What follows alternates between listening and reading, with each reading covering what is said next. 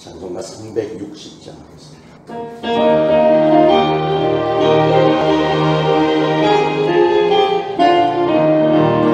맹군나팔 소리에 주의 오령 났으니 십자가의 군기를 높이 들고 나가세.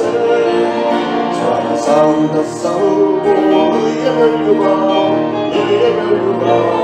받았으리라.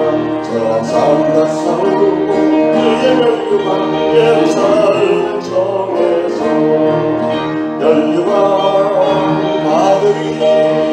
조용한 강 건너 우리 싸움 마치는 날 의의 멸류관 예루살렘 정에서 악한 마귀 권세를 모두 깨쳐버리고 승리하신 주님과 승전가를 부르세. 사랑상다 싸우고 의의 멸류관 받았으리라. 사랑상다 싸우고 의의 멸류관 예루살렘 성에서 멸류관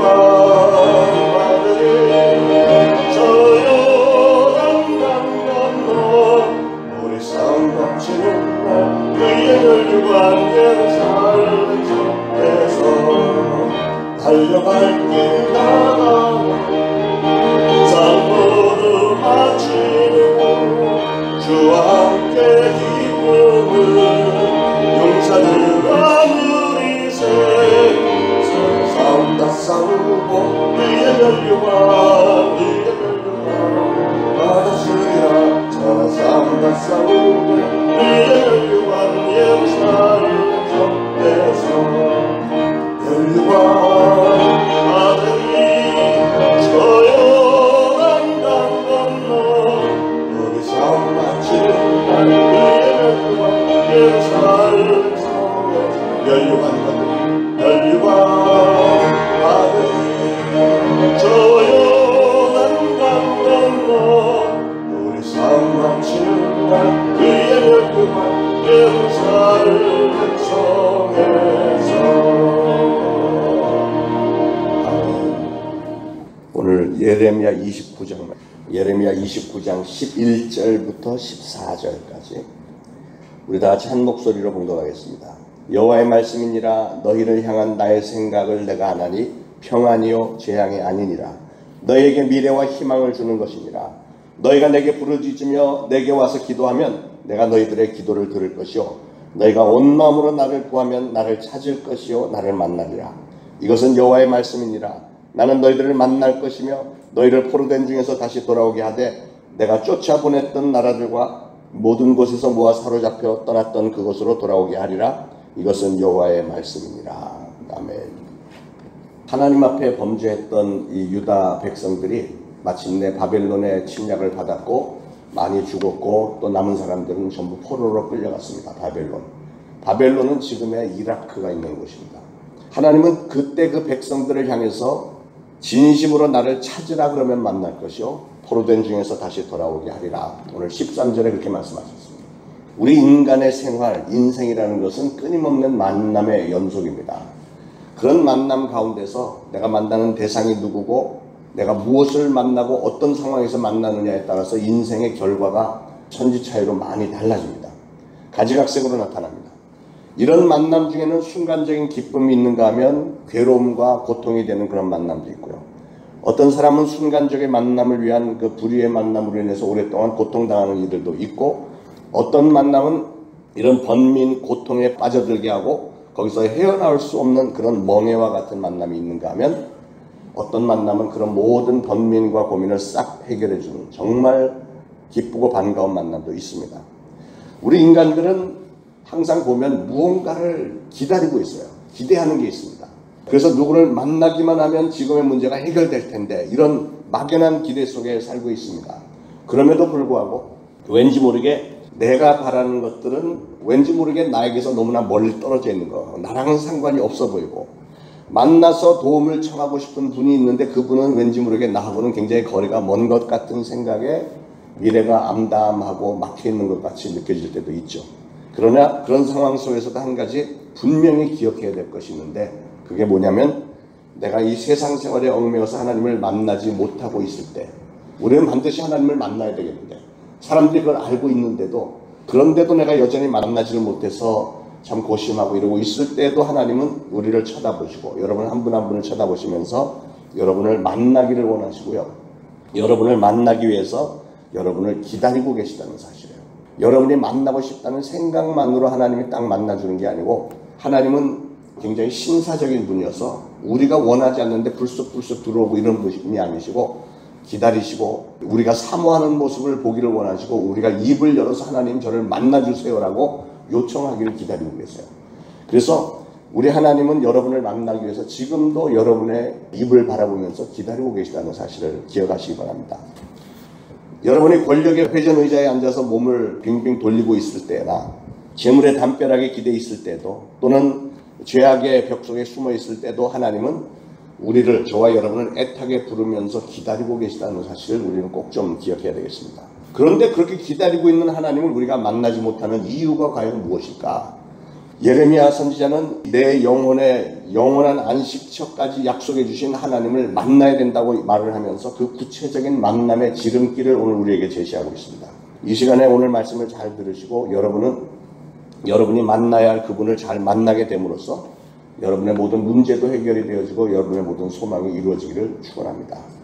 자, 첫 번째로 여러분이 하나님을 만나고자 하는 마음을 일단 가져야 됩니다. 우리 자신이 먼저 하나님을 만나고자 사모하는 마음이 있어요. 설레이는 마음이 있어야 되고 간절한 소망이 있어야 됩니다.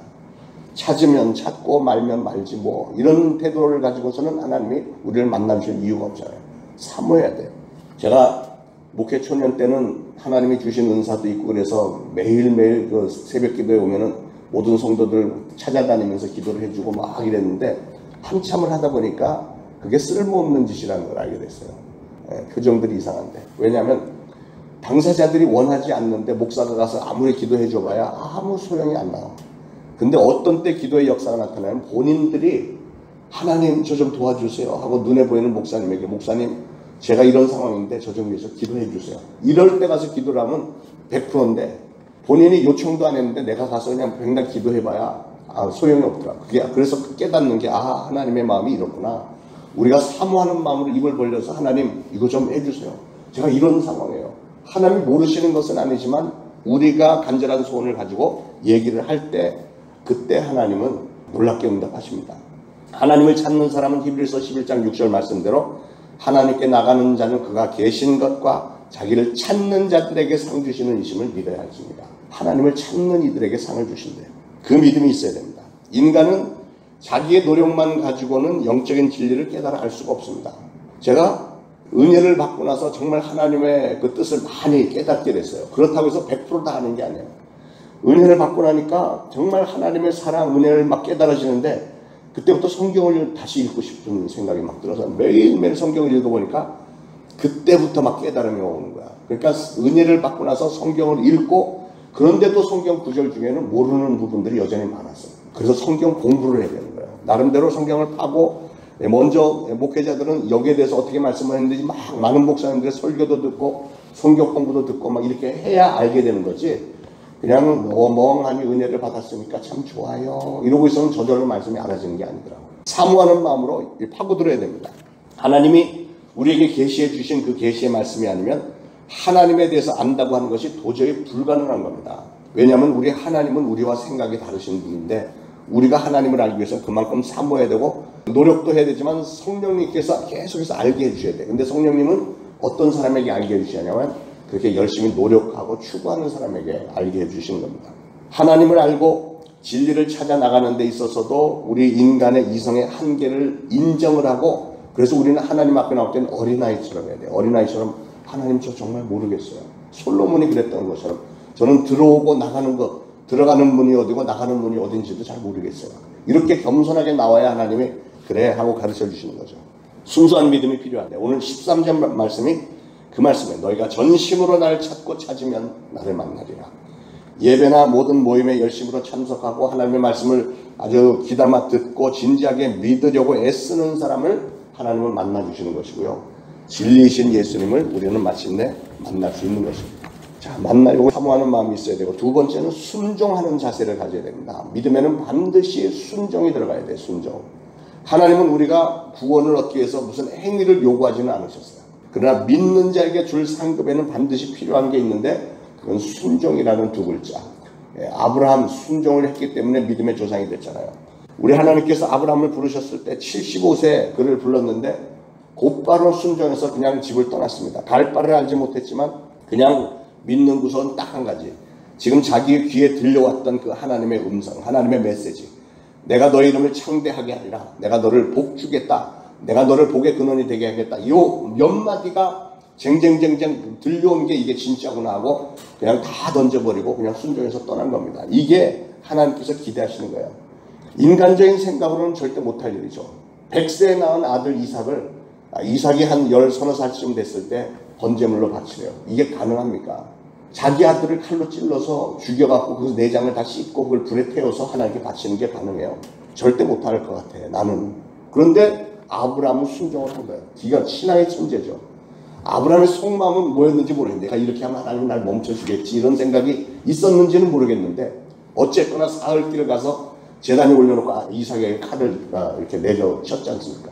하나님께서 천사를 보내서 막으시긴 했지만 바로 그런 순종을 하나님은 기대하시는 거예요. 그렇게만 하면 이 모든 것을 너에게 더하시리라.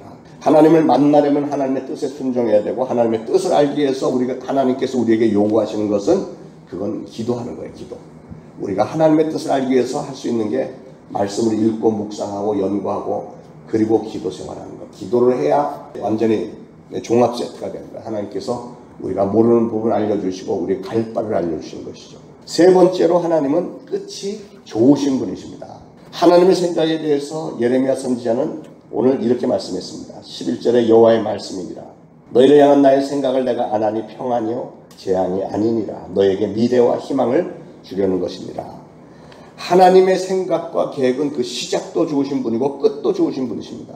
우리가 하나님의 심판대 앞에 설 때 하나님은 심판 대신에 믿는 우리 저와 여러분에게는 구원을 주시고 우리에게는 절망 대신 소망을 주시고요. 회의와 의심 대신에 확신을 주시는 진정한 사랑의 하나님이신 것을 믿으시기 바랍니다. 산상보훈에서도 예수님의 기도에 대해서 가르쳐 주시는 중에 너희 중에 아들이 떡을 달라는데 돌을 줄 자가 있겠느냐? 생선을 달라고 하는데 뱀을 줄 사람이 있겠느냐? 너희가 그렇게 악할지라도 좋은 것을 자식에게 줄 줄 알거든 하물며 하늘에 계신 너희 아버지께서 구하는 자에게 좋은 것을 주시지 않겠느냐 이렇게 말씀하셨습니다. 하나님은 구하고 찾는 자에게 절대로 나 몰라라 물리치지 않으시고 좋은 것을 주신다는 약속입니다. 하나님께서 이 약속을 바로 여러분 한 분 한 분에게 주신 것을 믿으시기 바랍니다. 우리의 신앙생활도 처음도 좋아야 되지만 제일 중요한 건 끝이 중요해요. 끝이 좋아야 됩니다. 그리고 반드시 그 좋은 끝을 내가 보겠다. 하나님 앞에 서는 그날에 칭찬을 받겠다고 하는 그 신앙의 열정이 있어야 됩니다. 사도 바울은 그의 서신서에 보면 항상 이 신앙을 경주에 비교를 했습니다. 경주. 아마도 바울은 로마의 콜로세움 경기장에 가본 적이 있는 것 같아요. 여러 가지 경기들을 구경해봤던 것 같습니다. 올림픽 경기에 출전하기 위해서 얼마나 선수들이 최선을 다합니까? 신앙생활도 마찬가지입니다. 사도 바울이 경주에다 비교한 것은 운동선수들이 죽으라고 연습하고 달리기를 하듯이 우리도 그렇게 하려는 거예요. 신앙생활을 여가선용처럼 하는 사람들이 있죠. 여가선 일주일에 한 번씩 가족들 데리고 바람 한번 휙 쐬고 교회 가서 예배드리고 어디 좋은 데 가서 점심 먹고 커피 한잔하고 뭐 이런 거로 그냥 끝내는. 물론 그런 것도 다 포함이 돼야 되겠지만 그 목적이 여가선용이 목적이 아니잖아요. 신앙생활은. 경기에서 우승하기 위해서 선수들이 막 죽어라고 수고하고 애쓰고 땀을 흘리고 하는 이런 게 있어야 되는 거예요. 하나님은 우리가 전심전력을 다하기를 원하세요. 모든 것을 창조하셨고 모든 것을 섭리하시고 관장하시는 하나님은 그 마무리를 반드시 좋게 이루시는 분이시다라는 것을 꼭 믿으시고요. 오늘도 신앙의 경주 하나님을 바라보면서 예수 그리스도를 선포하면서 최선을 다해서 많은 씨를 뿌리는 하루가 되기를 축원합니다.